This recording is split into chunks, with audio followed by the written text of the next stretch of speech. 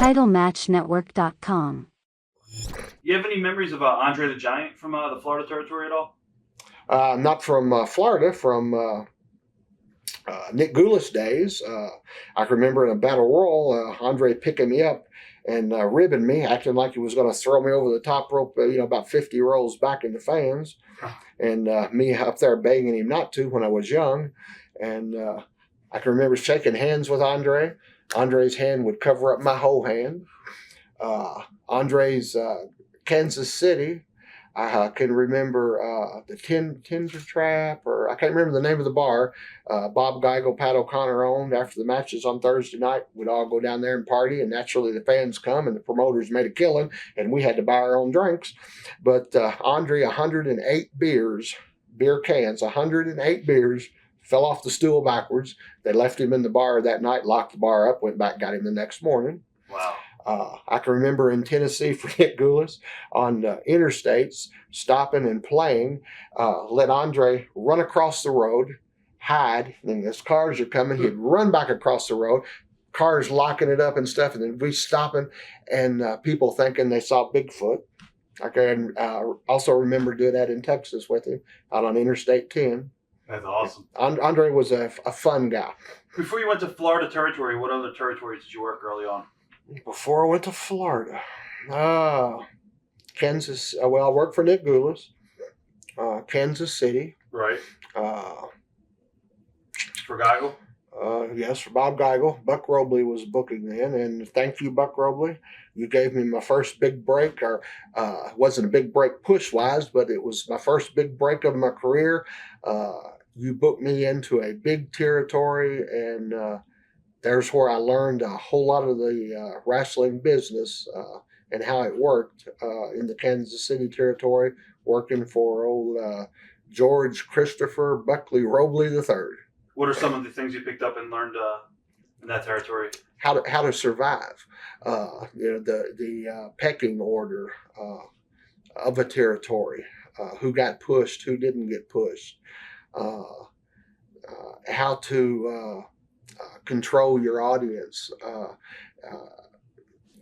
To me, over the years, being a professional wrestler and drawing money is like conducting an orchestra. You have to know when to bring them up, when to bring them down, how much to bring them up, how much to give them, how much not to give them. The whole key then with your weekly shows, weekly territories, is those people had to leave that arena looking forward to coming back next week, which means buying a ticket, bringing a friend with them. And you had to, in order to draw money and be pushed, those people had to leave that arena wanting to come back and see you specifically. So that's pretty much a lot of the things that you picked up early on in the early territories.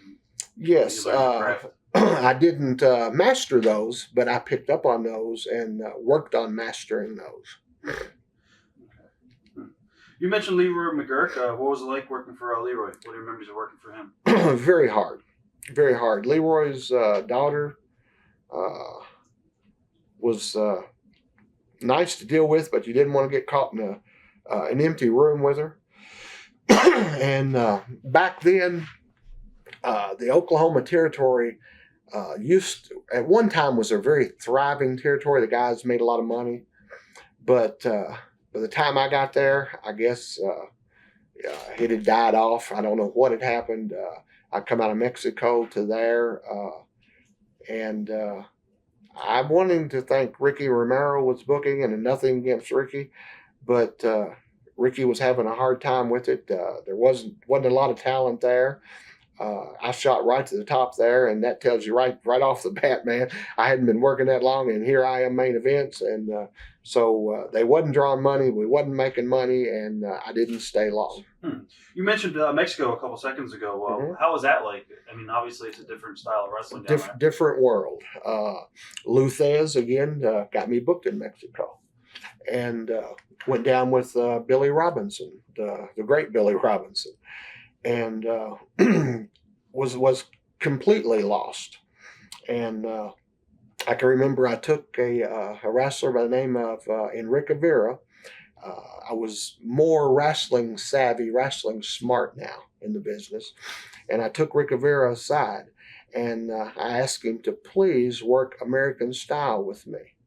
And if it didn't work, then I would work Mexican style the rest of my time there and never complain.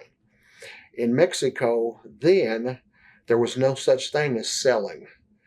You registered something a little bit, but the Mexican audience, fans, had never seen one of their Mexican superstars laying down on the mat selling something a wrestler had did to him.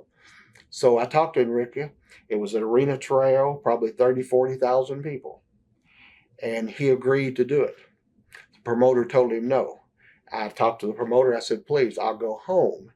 Let him do this. It will work. Enrique went out. We had a few high spots. Enrique started selling, and we had the damnedest right that Mexico had ever seen. The people didn't know what to believe. They thought I was the baddest son of a gun that ever walked on the face of the earth. And from that day, anytime I would work with anybody different, which was a whole lot, the guys would come and say, please, you work your style with me. And man, we started selling out everywhere. It was unreal. That's when it was Promotions Mora, the opposition promotion there.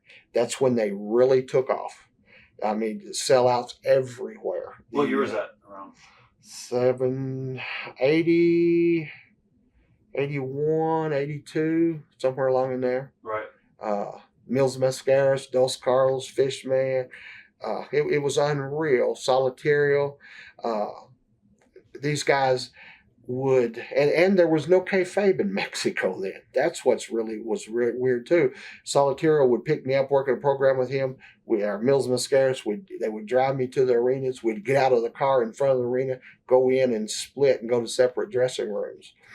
And it was just an awesome experience. The fans had never seen anything like that before there, and the wrestlers would have to surround me, take me to the ring.